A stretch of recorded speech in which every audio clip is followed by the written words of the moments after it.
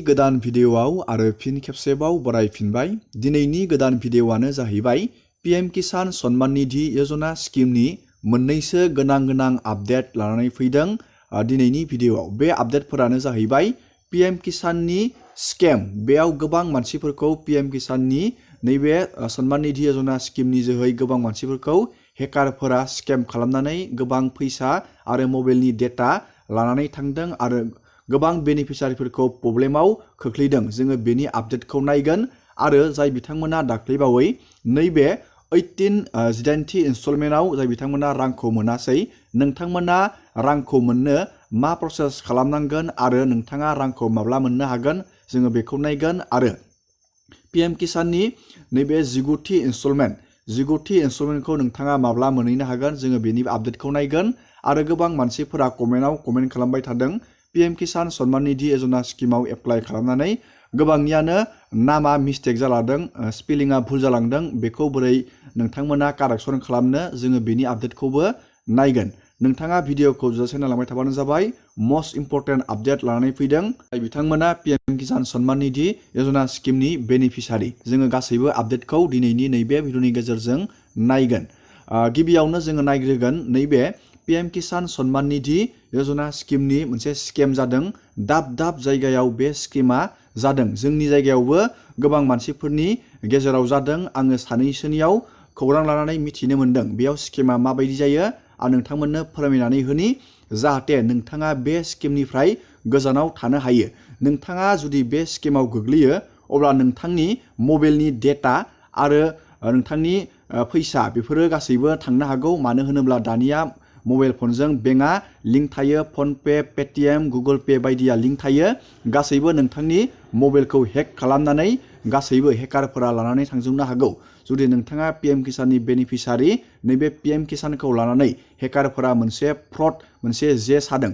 दानिया बेयाव माबायदि हेकारफोरा फ्रड बानायदों, जोङो बेनि मोनसे आपडेटखौ नायनि।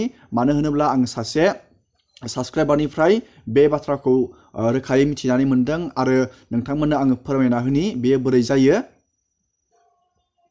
पीएम किसान सम्मान निधि योजना नैबे स्किमनि जोहै फ्रड बानायनाय नैबे स्केमा नोंथांमोननि वाट्सएपनि जोहै जायो। नोंथाङा नैबेयाव नुनो मोन्दों, नैबेयाव वाट्सएपआव बेबायदि नोंथांनो मोनसे लिंक हरगोन। नैबे CAC PM Kisan EKYC new from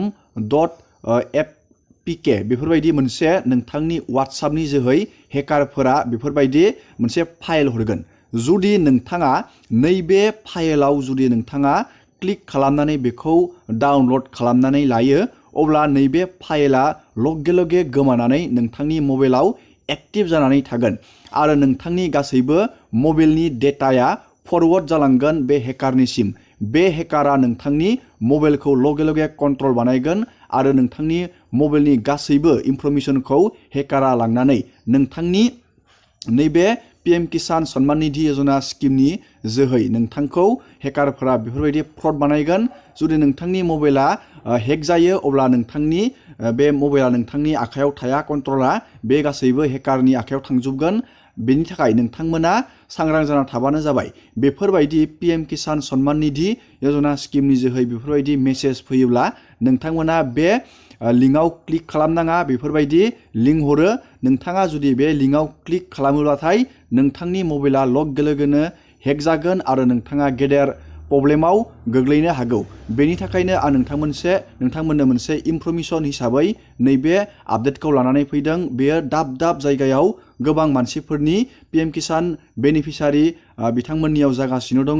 बेनि थाखायनो नोंथांमोना एलार्ट थाबानो जाबाय। बेफोरबायदि पीएम किसान नैबे बेफोरबायदि लिंक फैब्लाथाय नोंथांमोना बेयाव क्लिक खालामनो नाङा। पीएम किसान सम्मान निधिनि बेयाव लग'बो थागोन। बेफोरबायदि नोंथाङा पीएम किसाननिफ्राय माबा मोनसे नटिस फैदों होमा होननानै नोंथाङा बेयाव क्लिक खालामगोन। लगे नोंथांनि इनफरमेसन नैबे मबाइला लगे नोंथांनिया हेक जागोन। बिदिनो गोबां स्केम जागोन आरो नोंथाङा प्रब्लेमाव भुगिनांगोन। नोंथांमोना एलार्ट थाबानो जाबाय। दानिया जोङो नायगोन मोनसे आपडेटखौ। दानिया जोङो नायगोन जाय बिथांमोननि बे पीएम किसान एप्लाइ खालामनाय समाव नामा स्पेलिंआ भुल जालांदों, नोंथांमोना बेखौ कारेक्सन बानायनो थाखाय नैबेयाव नोंथांमोना नुनो मोन्दों नेम कारेक्सन आज पार आधार। नोंथाङा बेयाव क्लिक खालामनांगोन। बेयाव रोखायै लिरनानै होखादों नोंथाङा EKYC खालामबानो नोंथांनि बे आधार कार्डआव नोंथांनि नामजों बा नोंथाङा PM किसानाव एप्लाइ खालामनाय समाव भुल जालांनाय नोंथांनि नामखौ नोंथाङा कारेक्सन खालामनानै लानो हागोन।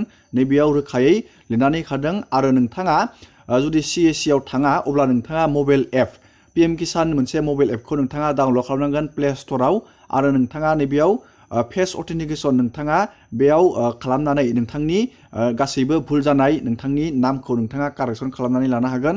बेयाव नैबे बाथ्राखौ लिरनानै होदों जाय बिथांमोना नोंथांनिया जुदि नामा भुल जानानै दंबा एप्लाइ खालामनाय समाव आधारजों नोंथांनि PM किसाननि बे एप्लाइ खालामनायनि लिस्टजों जुदि मिलायाखै अब्ला नोंथाङा CAC सेन्टाराव थांनानै EKYC नि जोहै नोंथांनि भुल जानाय नामखौ नोंथाङा कारेक्सन खालामनानै लानो हागोन।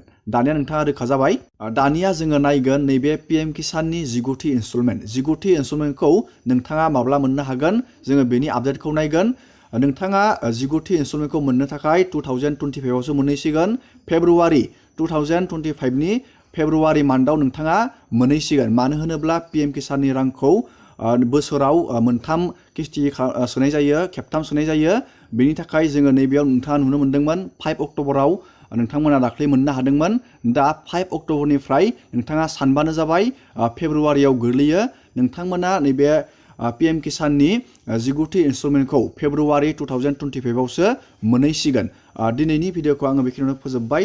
नोंथांमोननो जास्ट आं मोनसे फिसा आपडेट लानानै फैदों जाय बिथांमोना PM किसानाव एप्लाइ बानायनानै दोनदों। नोंथांमोना स्केमनिफ्राय बारग'नो थाखाय बेफोरबायदि जानला मानला लिंकफोरनिफ्राय नोंथाङा गोजानाव थाबानो जाबाय। दिनैनि भिडिअखौ आङो बेखिनियावनो फोजोबबाय।